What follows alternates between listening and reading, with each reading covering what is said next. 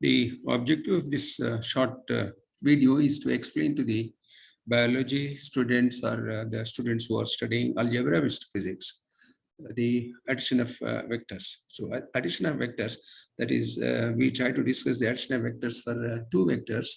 So once we know how to add two vectors, we can add any number of vectors by taking two at a time. So this we discuss using two methods.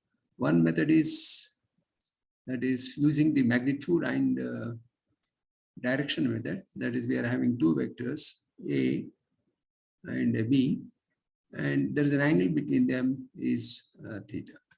So this is using magnitude and direction method, that we know the magnitude of A, we know the magnitude of B, and we know the angle between them, theta. This is the magnitude direction method. We will see later what is the component addition of components method, which basically will give the same answer.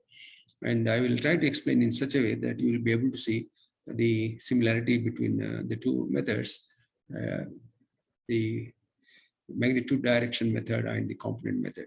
So for adding using the magnitude and direction method, what we do is we try to, that is, we use the parallelogram method. That is, you draw a vector which is parallel to B, this is B, and then this vector which adds the diagonal is what is the resultant. This is the resultant, and the angle that the resultant makes with the vector A is alpha. So the vector A, that is, when we take two vectors at a time, so we have to go from A to B in such a way that it is anti-clockwise. That is, suppose had the A been in this direction, then we will start from here, then B to A, then the resultant, we'll talk about the angle of the resultant with respect to B. So that is important when we are having the different orientations of the vectors. So here this is A and this is B. Angle between them is theta. So here we can see what we do is we just try to extend this vector A and then drop a perpendicular from this corner of the parallelogram. So let us say this is P, and let us say this is Q, and let us say this is R. Then we can see that the magnitude of the vector resultant R, actually, now this is a right angle triangle. So this is the magnitude of this is B, and we write magnitude with a small letter. Magnitude of this is A. So this is nothing but this is theta, because this line is parallel to the vector B. This is theta. So this is B cos theta, and this is B sin theta. Okay, so we try to use the parallelogram law, so that gives us R square.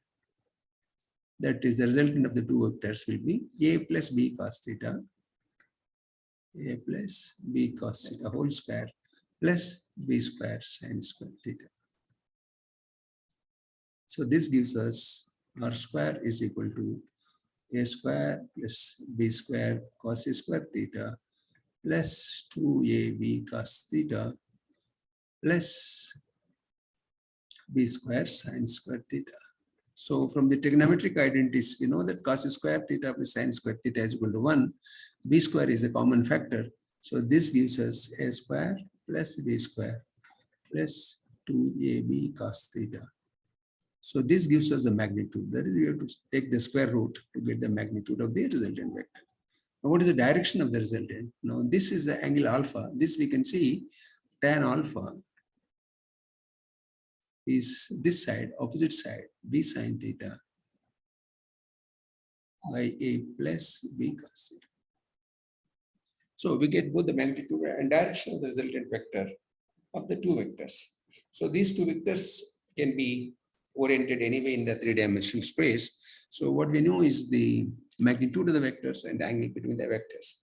So now we can work out the same resultant using the reference coordinate methods. That is, we'll take the component method.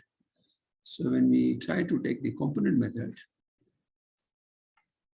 here again, I'll draw this vectors.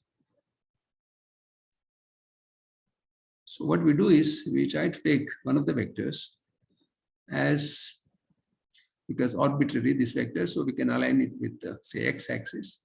So this is aligned, is at an angle with the x-axis.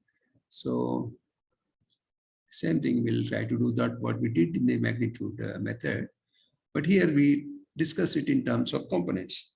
So here the component of A along x, that is A of x, is nothing but A that we have taken earlier. The magnitude is A, and this magnitude we have taken as B, and this is B. This is so the component of x along component of A along x is A, and the component of A along y is 0. And the component of B along x is nothing but B cos theta. And the component of B along y is B sin theta. B sin theta. So this is B sin theta. Basically, this is the component. We can take this is a component along x, and this is a component along y. Okay, this is B sin theta. This is B cos theta. Okay. So now we add the components. So the resultant component R of x is nothing but A plus B cos theta. And R of y is nothing but B sin theta. So now, for getting R, what we do is R square is nothing but Rx square plus Ry square. And the tan angle theta, that is tan alpha, that is the angle with respect to x-axis. Here it is the vector A is along the x-axis, is nothing but the y Ry by Rx. So this gives essentially the same result which we got by using the magnitude method. Hope this helps to understand the basics. So we can just go through this and try to understand. So whatever may be the nature of the problem that you need to work out, if this concept is clear, it will be easy for you to work out the resultant of vectors, whether it is a force or a velocity. Any vectorial quantity can be added in this way.